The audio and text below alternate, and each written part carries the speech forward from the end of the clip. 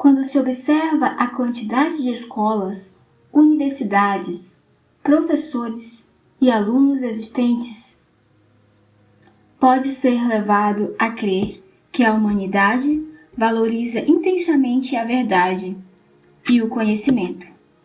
Mas essa é apenas uma aparência enganosa, pois os professores não ensinam pela verdade, mas pelo dinheiro. E os alunos não aprendem pelo saber, mas pela vaidade, para poderem parecer importantes.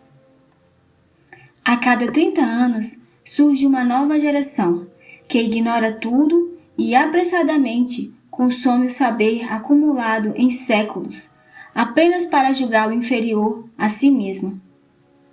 Frequentam as universidades, leem apenas os livros do seu tempo.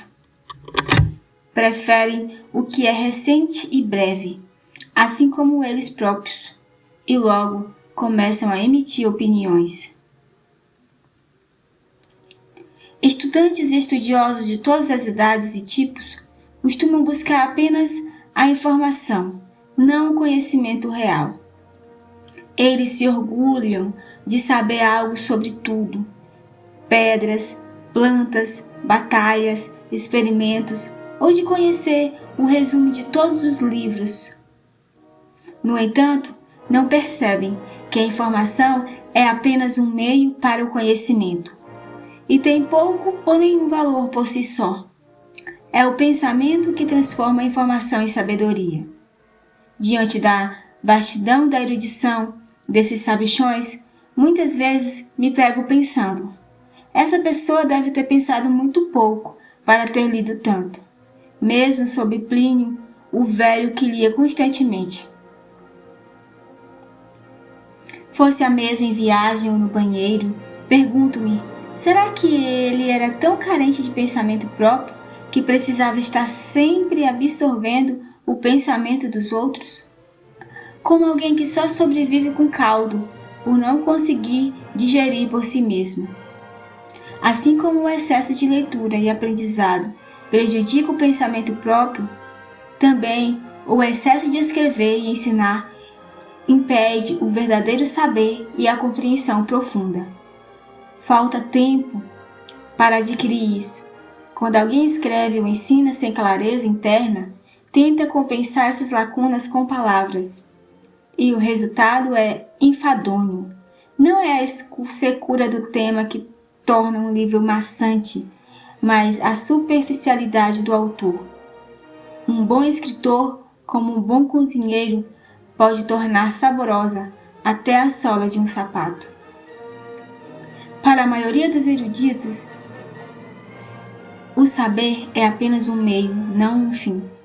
Por isso, jamais alcançarão algo grandioso, porque isso exige que o saber seja buscado por si mesmo, com paixão e não por interesses externos. Nada feito por obrigação se realiza com excelência. Apenas aquele que estuda por amor à ideia, sem se preocupar com as opiniões dos outros, é capaz de criar algo verdadeiramente novo. Mas os eruditos estudam com o único propósito de ensinar ou escrever. É assim, sua mente funciona como um intestino. A comida, as ideias, entra e sai sem ser digerida. Por isso, seus escritos não alimentam ninguém. Não é com restos que se nutre o outro, mas com leite produzido do próprio sangue. A peruca é a metáfora perfeita para o erudito. Típico. Ostenta na cabeça uma densa massa de cabelos que não são seus. Assim também é a erudição, uma coleção de pensamentos alheios que não se ajustam naturalmente ao contexto. Nem brotam de dentro, nem têm força para gerar novos. São enxertos frágeis. Por isso, Steiner disse com razão: uma onça de espírito próprio vale mais que uma tonelada do espírito alheio. Mesmo a mais refinada erudição é para o gênio o que um herbário é para uma floresta viva. O contraste entre o comentador erudito e a pureza dos antigos é imenso, como entre a sombra e a chama. Diletantes, diletantes. É assim que, com desprezo, os profissionais costumam chamar aqueles que se dedicam a uma ciência ou arte por prazer, por deleite, por amor, mas esse desprezo só revela a baixeza de espírito de quem trabalha apenas por dinheiro. Para eles, ninguém se dedicaria seriamente a algo sem ser empurrado pela necessidade. O público pensa o mesmo e por isso respeita os profissionais e desconfia dos diletantes. Mas é justamente o contrário. O diletante ama o que faz e por isso se entrega de verdade. Os maiores avanços quase sempre vêm de pessoas assim, que se envolvem com amor e não de assalariados cumprindo tarefa. Goethe também foi um diletante. Em sua teoria das cores, e sobre isso ainda tenho algo a dizer, pois a ignorância e a malícia são livres. Todo mundo tem o direito de ser tolo, mas apontar tolice, isso sim é visto como uma ofensa. Ainda assim, falarei claramente aos alemães. O destino da doutrina das cores de Goethe prova, escandalosamente, a desonestidade e a falta de critério do meio erudito. O público não lê nada que não seja romance, comédia ou poesia. E se por acaso busca se instruir, só o faz quando alguém especialista recomenda. Confundem quem vive de um assunto com quem vive para ele, o que é raro. Quando o maior gênio da nação dedica a vida a um tema como Goethe fez com as cores, e mesmo assim não é levado a sério. O mínimo que os governos deveriam fazer era obrigar as academias a investigarem a obra como fazem os franceses. Mas não, deixam isso nas mãos de idiotas como o tal Link da Academia de Berlim.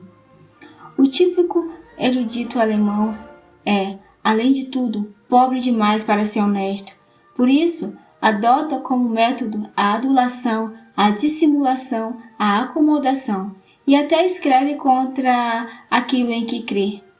A verdade é trocada por conveniência. Agrada-se ministros, colegas, editores, críticos, todos menos a verdade. Resultado? A literatura alemã, especialmente sua filosofia, está infestada de deslealdade. Isso só tende a piorar até que não engane mais ninguém. A réplica dos eruditos funciona como todas as outras repúblicas. Ninguém quer o bem comum. Cada um busca promoção pessoal, fama, prestígio e todos unidos se opõem a qualquer cabeça realmente brilhante, porque ela representa ameaças aos status deles. A ciência conduzida assim só pode seguir em má direção. Entre os professores e os estudiosos independentes existe há muito tempo um tipo de rivalidade, como o que há entre cães e lobos. O professor com seu cargo ganha reconhecimento fácil enquanto vive, mas o estudioso independente em sua solidão trabalha para a posteridade. Um precisa agradar a plateia do presente, o outro agradar a verdade, assim como o cavalo de estábulo e o cavalo selvagem. Um é alimentado com forragem e o outro busca alimento direto da natureza. A maior parte de todo o saber humano em qualquer área existe apenas nos livros, na memória de papel da humanidade. Apenas uma fração mínima vive de fato em algumas poucas mentes a cada geração. Isso se deve não apenas à brevidade da vida, mas também à preguiça e ao amor pelo conforto. Cada nova geração que aparece toca apenas uma parte superficial desse saber acumulado, consome o que precisa e logo desaparece. A seguinte começa tudo de novo. A maioria dos eruditos é superficial. Sem a escrita e a imprensa, o saber humano se perderia em ondas sucessivas de ignorância. As bibliotecas são a única memória durável da espécie. É por isso que muitos estudiosos não gostam de submeter seu conhecimento à crítica. Eles se comportam como comerciantes que não querem mostrar seus livros de contabilidade. O saber humano expandiu-se tanto que ninguém mais pode conhecer nem a milésima parte do que vale a pena ser sabido. Cada um precisa se especializar, focando num campo específico e ignora o resto. Dentro de sua área, pode até estar acima do povo comum, mas fora dela é como qualquer um. E ainda assim, muitos hoje negligenciam até mesmo o estudo das línguas antigas, o que só acelera a decadência geral da cultura. O resultado? Teremos eruditos que, fora de sua especialidade, são completos e ignorantes. Tais estudiosos se assemelham ao operário que passa a vida puxando uma única alavanca. Torna-se um mestre naquele gesto, mas não sabe nada além. Ou então, ao homem que conhece cada canto da própria casa, mas nunca sai dela como o corcunda da Catedral de Notre Dame. A verdadeira formação humana exige universalidade, uma visão de conjunto. Um verdadeiro filósofo precisa reunir em si os extremos da experiência humana. Só ele pode nos oferecer algo essencial. O gênio pensa sobre o todo, o especialista apenas fragmento.